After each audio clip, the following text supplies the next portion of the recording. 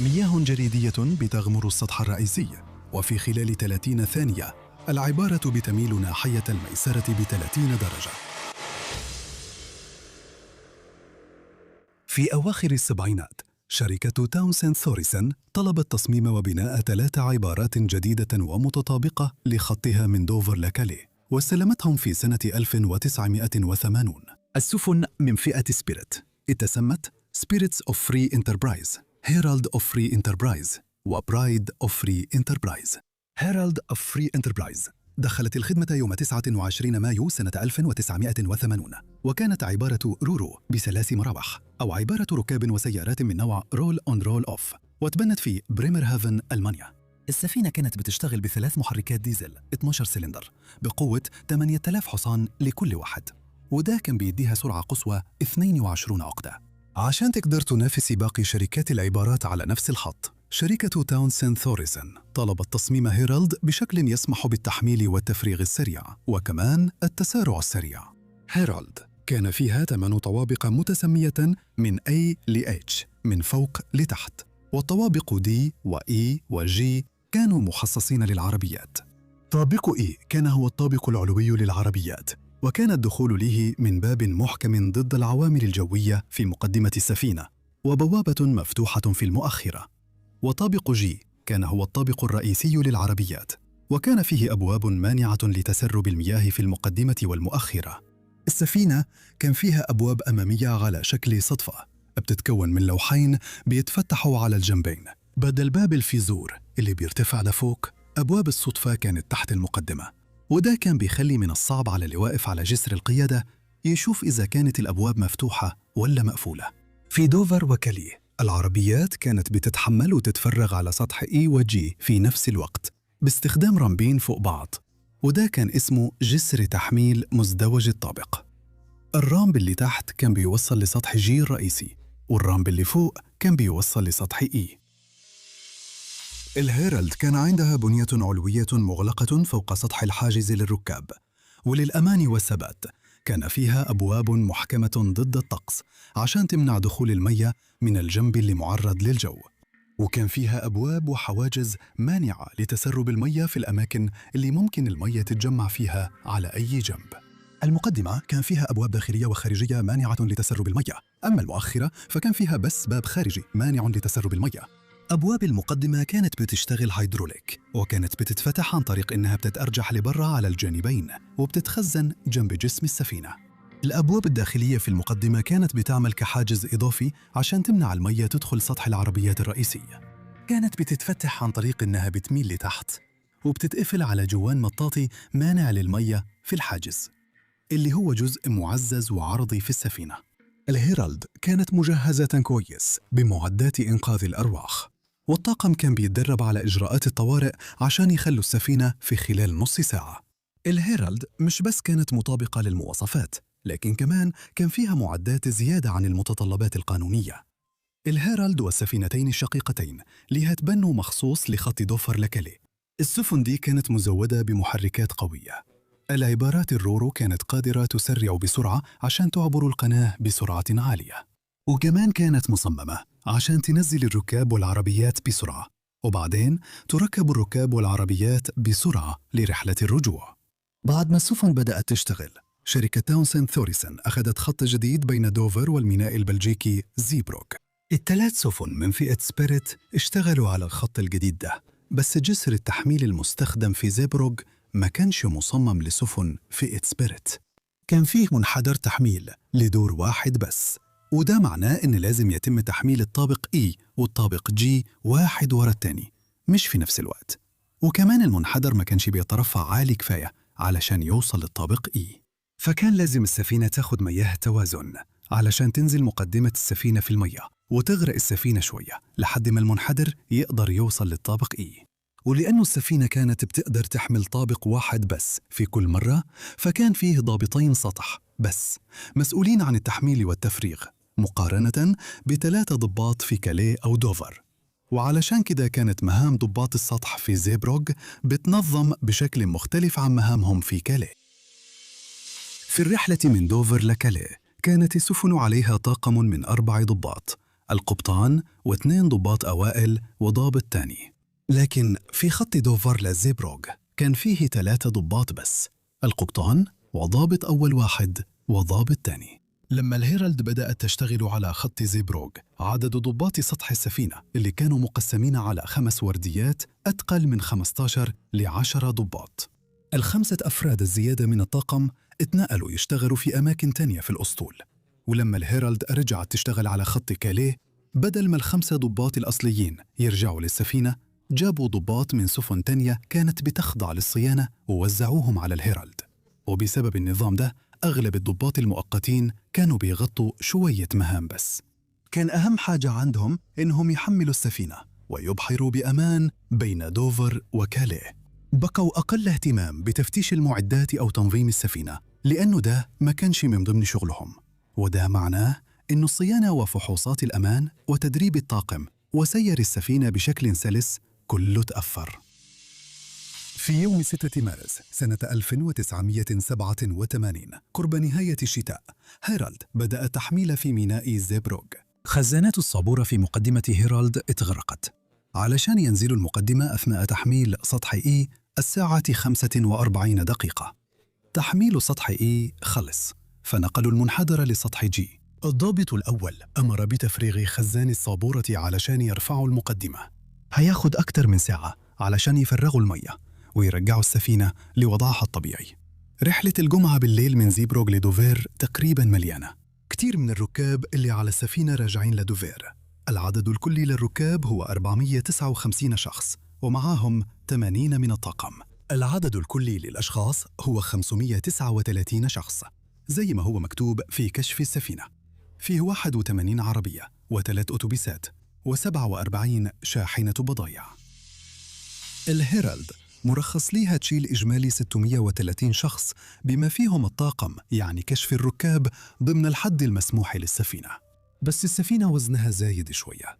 لما تجمع وزن الوقود والمية والركاب والطاقم وكمان وزن العربيات والشاحنات والأتوبيسات، التحميل الزايد بالشكل ده شائع جدا. والكابتن حتى بلغ الإدارة على البر إنهم محملين زيادة. آخر واحد كان المفروض يكون على السطح هو مساعد رئيس البحارة مارك ستانلي، ومسؤوليته إنه يقفل أبواب المقدمة قبل ما يفك الحبال.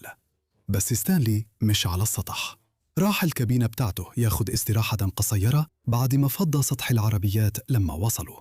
لما نداء محطة الميناء اتسمع وفكوا حبال السفينة، ستانلي كان لسه نايم في الكابينة بتاعته. الضابط الأول ليزلي سابل المفروض دلوقتي يفضل على السطح عشان يتأكد إن أبواب المقدمة مقفولة، أو يستلموا ستانلي لو جه قبله، أيهم يحصل الأول. بس هو محتاج يروح لمحطة الميناء بتاعته على الجسر، فساب سطح الجي وأبواب المقدمة لسه مفتوحة. هو واثق إن مساعد البوسن حيرجع حالاً من كابينته.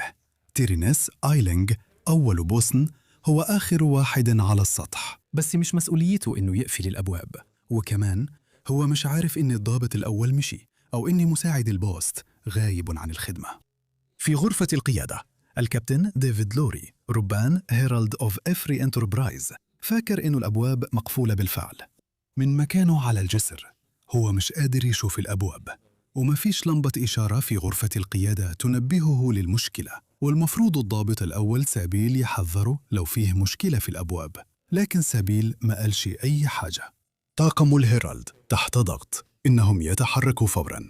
هم متأخرين 5 دقائق عن الجدول الزمني بسبب إجراءات التحميل الأطول في زيبروغ، وفيه ضغط إنهم يجهزوا السفينة للإبحار تاني بسرعة.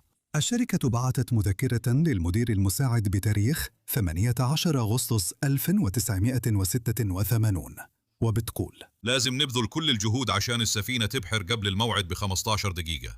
أنا متوقع من دلوقتي أقرأ إن السفينة غادرت قبل الموعد ب15 دقيقة. اضغط على الضابط الأول، لو شايف إنه مش بيتحرك بسرعة كفاية خلينا نوضح الأمور. الإبحار متأخر من زيبروغ مش مقبول، إحنا لازم نطلع قبل الموعد ب15 دقيقة. بعد ما خلصوا عمليات التحميل في زيبروغ، الهيرالد بدأ إجراءات المغادرة. بدأت تتحرك بعيداً عن الرصيف رقم 12 الساعة 18:05. رجعت للخلف وخرجت من الحوض المينائي، وبعدين لفت يمين عند نهاية رصيف كندي. بعدما خلصت اللفة، أبحرت ناحية مخرج الميناء بسرعة 14 عقدة. الجو كويس، وفيه نسمة هواء شرقية خفيفة وتموج بسيط في البحر. في الساعة 18:24 يعني أقل من 20 دقيقة بعد تشغيل المحرك، السفينة هيرالد عدت الحاجز الخارجي للميناء. السفينة هيرالد متأخرة، والكابتن لوري متحمس يعوض الوقت اللي ضاع. تجاهل قيود السرعة المفروضة على السفينة اللي كانت هتمنع المية من إنها تدخل من مقدمة السفينة. وأثناء ما السفينة كانت مائلة لقدام من ناحية المقدمة، هيرالد زود السرعة من 14 إلى 19 عقدة. مقدمة السفينة اللي أصلاً كانت واطية في المية غاصت أكثر تحت خط المية، وده زود ارتفاع موجة المقدمة.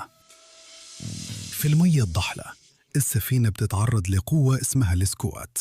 لما المية تعدي تحت السفينة في المية الضحلة بتضغط في مساحة أضيق، ولما سرعة المية تزيد بتعمل ضغط منخفض بيشفط السفينة لتحت أكتر. مقدمة: العبارة واطية في المياه، وتأثير السكوات بيشدها لتحت أكتر. ومع أبواب المقدمة مفتوحة، المية الباردة من البحر بتدخل فوق مقدمة السفينة وبتجري لجوه على السطح الرئيسي. معظم السفن متقسمة لأقسام مانعة لتسرب المياه، لكن عبارة رو زي هيرالد عندها سطح عربيات عبارة عن مساحة مفتوحة واحدة مستمرة. وأول ما العبارة تسرع، المية بتجري على طول السفينة. كمية المية الكبيرة بتزود وزن العبارة وبتخليها تتعدى حدود الحمولة بتاعتها اللي أصلاً كانت زيادة. طبقة من المية بتغرق سطح العبارة الرئيسي كله، وأول ما العبارة تهتز يمين وشمال مع الموج الخفيف، المية بتتحرك مع حركة العبارة. الظاهرة دي اسمها تأثير السطح الحر. مية البحر بتتجمع على الجنب الشمال من سطح العربيات، وده بيخلي بتوازن العبارة. في ثواني قليلة العبارة بتميل 30 درجة ناحية الشمال، وبعد كده المية بتثبت والسفينة ما بتميلش أكتر من كده. الكابتن والطاقم معاهم لحظة بس ياخدوا نفسهم قبل ما الهيرالد تميل شوية ناحية اليمين بسبب وزن المية اللي على السفينة، وبعد كده بتستقر ببطء على ميلان يقرب من 90 درجة. في الساعة 18:28 الهيرالد اتقلبت على جنبها فوق رملة، وجنبها اليمين بقى فوق سطح المية. اللفة المفاجئة ناحية اليمين في اللحظات الأخيرة، وانقلاب الهيرالد على الرملة منعها من إنها تغرق بالكامل في المية العميقة في نص القناة. تسلسل الأحداث دخد أقل من 90 ثانية. الطاقم ما كانش عنده وقت يعمل نداء ميداي أو ينبه الركاب أو ينزل قوارب النجاة أو يوزع سترات النجاة. المية غمرت أنظمة الكهرباء في السفينة بسرعة، وحصل قصر كهربائي سواء في الكهرباء الرئيسية أو الطوارئ، وغرقت العبارة في الظلمة. المية عالية، والهيرالد مقلوبة على جنبها الشمال، ونصها ذرقان في المية الضحلة وعلى بعد أقل من ميل من الشاطئ. الكراكة البلجيكية سونديريس شغالة في الحفر بين الرصيف الجديد والقديم. على الجانب الغربي من القناة، الطاقم لاحظ أن الهيرالد لفت ناحية اليمين وعملت دورانا حاد ناحية اليمين تقريبا بزاوية قائمة على القناة، وبعدين مالت ناحية اليسار وانقلبت على جنبها الشمال واستقرت مقلوبة على لسان الرمل. بعد 30 ثانية أنوار العبارة اختفت. الساندروس بلغ فوراً مراقبة ميناء زيبروغ على جهاز VHF، وهو بيحدد اتجاهه لمكان الحادث، وبلغوا أن أبواب المقدمة بين مفتوحة على الآخر. الساندروس هو أول سفينة توصل لمكان الحادث، والطاقم بدأ فوراً يدور على ناجين على متن الهيرالد. كتير من الناس اللي كانوا على الجانب اليمين أو العالي من السفينة قدروا يتسلقوا الممرات ويهربوا على جنب العبارة، والباقيين غرقانين في مياه مثلجة من غير سترات نجاة وفي ظلمة تامة. بعض الناس قدروا يتسلقوا ويوصلوا لمكان آمن، والبعض الثاني فضلوا بيحاولوا يتمسكوا بأي حاجة وسط الحطام والجثث اللي بتطفو. أفراد الطاقم اللي قدروا يطلعوا على الجزء العالي من العبارة اكتشفوا إن فيه ركاب لسه محبوسين جوا السفينة. تدريبهم دايما كان بيركز على إخلاء السفينة، ومعهم على الأقل نص ساعة عشان ينزلوا قوارب النجاة وينزلوا كل الناس بأمان. الطاقم مش مستعد للسيناريو ده. رئيس البحارة آيلينغ بيتحمل المسؤولية في تنظيم جهود الإنقاذ. فريق إنقاذ من الطاقم بيدخل العبارة، يدور على الركاب اللي لسه محبوسين جوا. فريق تاني واقف برا العبارة وبيوجه الركاب لمنطقة انتظار مؤقتة، وبيساعد الركاب وهم مستنيين الإنقاذ يوصل. الفريق الأول بيروح لغرفة القيادة عشان يطمن على الضباط، وبعد كده بيتحركوا في أماكن الركاب. بيدخلوا عن طريق تكسير الشبابيك اللي فوق السفينة، وبينزلوا حبال في الظلمة اللي تحت، وبيسحبوا الركاب من المياه.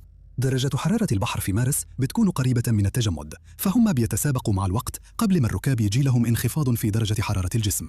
الفريق اللي جوه العبارة بيدور على أي حد لسه عايش. لازم يتحركوا بسرعة ويقرروا بسرعة إذا كان الشخص اللي فاقد الوعي ميت ولا لسه عايش. هم بيفرزوا الناس، الأحياء على الشمال والموتى على اليمين، وأي حد بيصرخ بيتخذ له أولوية. وهم بيتحركوا في الممرات المليانة مية وفي الضلمة، الطاقم بيسمع أصوات زمايلهم وهم بيصرخوا وبيطلبوا النجدة. الحاجة الوحيدة اللي أسوأ من سماع الصريخ هي لما الأصوات تسكت فجأة. ما خدش وقت طويل لحد ما خدمات الإنقاذ وصلت، لكن طاقم الهيرالد فضلوا على الحطام عشان يساعدوا في إخلاء الركاب اللي لسه عايشين. أفراد الطاقم بيكملوا شغلهم لحد ما ينهاروا من التعب أو خدمات الإنقاذ تشيلهم. مراقبة الميناء في زيبروغ بتبعت نداء ماي داي معاد الإرسال، وبتطلب من كل السفن المساعدة عبارات قريبة وقاطرات وبارجة رافعة وعدد كبير من القوارب الصغيرة ومراكب الصيد. وصلوا للمكان، بيدوروا في المنطقة على ناجين. سفينة رو جابرييل فير بترسي مرساتها غرب الحطام، وبتجهز مهبطاً للمروحيات على السطح العلوي. بعد كده بيفتحوا منحدر المؤخرة علشان يستقبلوا المصابين. طيارات هليكوبتر من سلاح الجو البلجيكي وغواصين البحرية وصلوا الساعة 7:25 مساءً. هم بينسقوا عملية الإنقاذ، واللي بتشمل سفن بحرية من إنجلترا وهولندا وألمانيا. الشرطة والمطافي وخدمات الطوارئ في الميناء واقفين مستعدين علشان الناجين اللي هيتجابوا للشاطئ. أساطيل من عربيات الإسعاف واقفة جاهزة علشان تنقل الناجين بسرعة ل6 مستشفيات في حالة تأهب قصوى. متطوعين من الصليب الأحمر من كل الفئات بيتجمعوا علشان يواسوا الناجين وأهاليهم. البحث مستمر لحد الصبح بدري. الساعة 2:15 الفجر بعد الجزر على طول، رجال الإنقاذ بيبدأوا تفتيش منظم لحطام السفينة. المد ابتدى يتغير. الساعة 2:45 الفجر، المد اللي بيعلى بسرعة أجبر فريق الإنقاذ يوقف البحث ويكملوا تاني في النهار لما المد يبدأ ينحسر. معظم الضحايا اللي لسه محبوسين جوه السفينة ماتوا من انخفاض حرارة الجسم في المية اللي كانت قريبة من التجمد. رغم جهود الإنقاذ من خفر السواحل والبحرية والمدنيين، أكثر من ثلث الناس اللي كانوا على السفينة ما قدروش ينجوا بحياتهم. 193 شخص فقدوا حياتهم، بما فيهم نص طاقم السفينة اللي كان عدده 80 شخص. أغلب الضحايا كانوا مواطنين بريطانيين. تقريباً كلهم ماتوا بسبب الغرق أو انخفاض حرارة الجسم. في نهاية شهر إبريل سنة 1987 تم تعويم الهيرالد من جديد وسحبها لساحة في ميناء فليزنغن في هولندا. الخطة الأولى كانت تصليح السفينة وإرجاعها للخدمة، لكن ما حدش قدر يلاقي مشتري، فتم بيع الهيرالد كخردة. تم طمس علامة تاونسند تورستون قبل رحلتها الأخيرة لمقلب الخردة في تايوان. في أكتوبر سنة 1987 هيئة المحلفين في تحقيق قاضي الوفيات طلعت ب187 حكماً بالقتل غير المشروع. تم توجيه تهمة القتل غير العمد بسبب الإهمال الجسيم ل7 أشخاص شغالين في الشركة، وتم توجيه تهمة القتل غير العمد إلى شركة التشغيل B&O يوروبين فيريس. لكن القضية انهارت لما القاضي وجه هيئة المحلفين بتبرئة الشركة والخمسة الأعلى منصباً بين المتهمين. قانون الملاحة التجارية لسنة 1979 بيقول إنه مش جريمة إنه عبارة رورو تبحر وأبواب المقدمة مفتوحة. من وقتها تم إضافة تحسينات كثيرة لتصميم النوع ده من السفن في اللوائح. فيه مؤشرات على المقدمة بتبين إذا كانت الأبواب مفتوحة ولا لا. تم تركيب منحدرات مانعة لتسرب المياه في أجزاء المقدمة في وش السفينة، وكمان في فتحات تصريف بتسمح للمياه تخرج من سطح العربيات. في سنة 1990 تم رفع الحد الأدنى للمسافة بين سطح العربيات وخط المياه من 76 سنتيمتر ل 125 سنتيمتر لكل سفن الرورو الجديدة. بعض السفن شالت نظام باب المقدمة خالص وبقت بتستخدم باب خلفي بس. فيه لوائح جديدة من المنظمة البحرية الدولية بتمنع وجود سطح مفتوح وغير مقسم بالطول ده في سفن الركاب الرورو. السفينتين الشقيقتين للهيرالد اشتغلوا تقريباً 20 سنة قبل ما يخرجوا من الخدمة ويتخردوا في سنة 2012 وسنة 2015. لو عايز تتفرج على كارثة تانية دوس على الفيديو اللي ظاهر قدامك دلوقتي.